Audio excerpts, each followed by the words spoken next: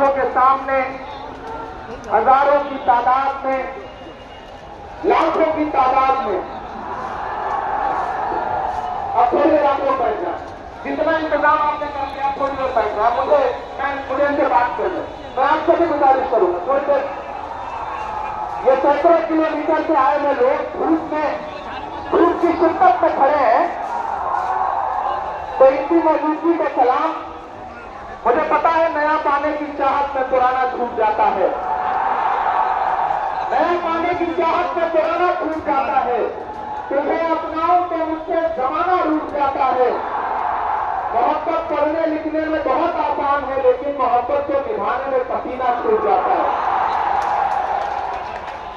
इमारत शरिया के बुलावे पर पूरे बिहार, पूरे बंगाल, पूरे उड़ीसा, पूरे झारखंड के कोने कोने से आए हुए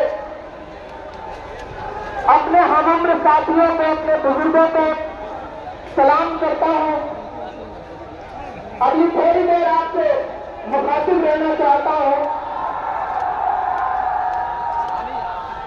दिल्ली में बैठी हुई सरकार एक बिल लेकर के आई है, बस कमिटमेंट है। अभी तो कातिल कहेगी दुनिया हमारा ही कत्लेआम होगा, हम ही तो कातिल कहेगी दुनिया हमारा ही कत्लेआम होगा। हम ही कुएं खोदते फिरेंगे, हम ही तो पानी हराम होगा। हमारे आबाओ अजदाद की दान की हुई जमीनें दिल्ली में बैठी हुई सरकार, दिल्ली का हाकिम लूट करके अपने धन्ना से बेटों को देना चाहता है। इसलिए यह बिल लेकर के आया गया है। पूरे मुल्क में इस बिल के खिलाफ एहतजाज हो रहा है। देश की पार्लियामेंट में आपने देखा, हम सारे लोगों ने इस बिल के खिलाफ लगातार लड़ाई लड़ी, लेकिन नंबर उनके पास है, इसलिए यह बिल पास हो गया। अब लड़ाई सड़कों पर लड़नी है। देश की माननीय उच्चतम न्यायालय में, सुप्रीम कोर्ट में यह मुकदमा ऑलरेडी पेंडिंग है और मुझे पूरा यकीन है कि हमारे देश की सुप्रीम कोर्ट इंसाफ जरूर करेगी। महान बादशाह सिकंदर ने जब यूनान फतेह किया तो जीत का जश्न मनाने के लिए वो शहर की सड़कों पर निकला, तो इसने देखा कि पूरा शहर जश्न मना रहा है, लेकिन एक फकीर इंसान सड़क के किनारे बेसुध होकर के सो रहा है। सिकंदर को गुस्सा आया। सिकंदर अपने घोड़े से उतरा और उस सोते हुए फकीर के पास पहुंच करके गुस्से में उसे जोर की एक लात मारी और लात मार के कहा कि तूने फकीर, मैंने शहर जीत लिया, शहर जश्न मना रहा और तू सो रहा है। तो उस फकीर ने उन्हीं आंखों से सिकंदर की तरफ देखा और देख करके कहा कि शहर फतेह करना बादशाहों का काम है, लेकिन लात मारना गधों का काम है। पिछले 11 साल में इस सरकार ने आवाम को सिर्फ और सिर्फ लात मारने का काम किया, और अब ये बिल लेकर के आए हैं। और हमें लगता है कि आप खामोशी के साथ उनके हर जुल्म सितम को बर्दाश्त कर लेंगे।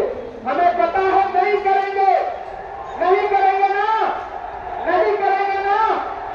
आपकी यहां मौजूदगी इस बात की गवाह है।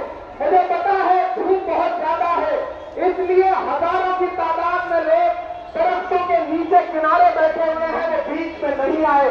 लेकिन फिर भी आज पूरा पटना, पूरा बिहार जाम हो चुका है। लोग लाखों की तादाद में घर से निकल करके आए हैं। मैं सलाम करता हूं आपकी जिंदा दिली को, आपकी मोहब्बत को। फैसल रहमानी साहब के एक बुलावे पर मैं उनको भी सलाम कर रहा हूं। ये जो नई नस्ल है, ये पानी की तरफ बह रही है। मैं इस नई नस्ल के पहले को भी सलाम करता हूं। बहुत तकरीर नहीं करनी है, बस इतना कहना है कि नहीं, ऐसा नहीं होगा, कभी ऐसा नहीं होगा, कभी ईमान का, कुरान का सौदा नहीं होगा। बिहार वाला बताना, दिल्ली तक अपनी आवाज पहुंचाना कि नहीं, ऐसा नहीं होगा, कभी ऐसा नहीं होगा, कभी ईमान का, कुरान का सौदा नहीं होगा। हमें तुम कत्ल कर दो शौक से मंजूर है, लेकिन शरीयत से किसी मुद्दे का समझौता नहीं होगा। एक आखिरी बात आपसे कह रहा हूं साथियों, आप एक चीज ध्यान में बिठा के रखना कि अगर ये बिल लोकसभा में आया और इसकी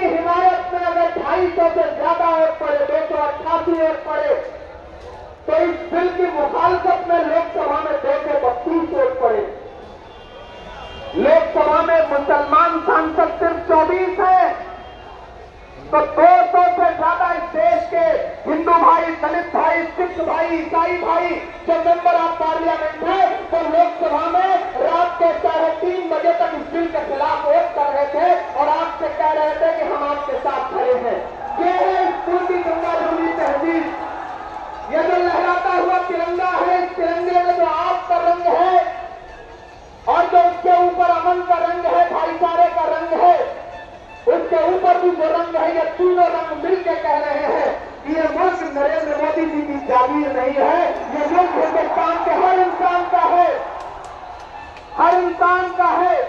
और हम अपने आबाओ और बाप की जमीनों को बचाने के लिए, खानगाहों को बचाने के लिए, इबादतगाहों को बचाने के लिए, कब्रिस्तानों को बचाने के लिए जो कुर्बानी जरूरी होगी वो कुर्बानी देंगे।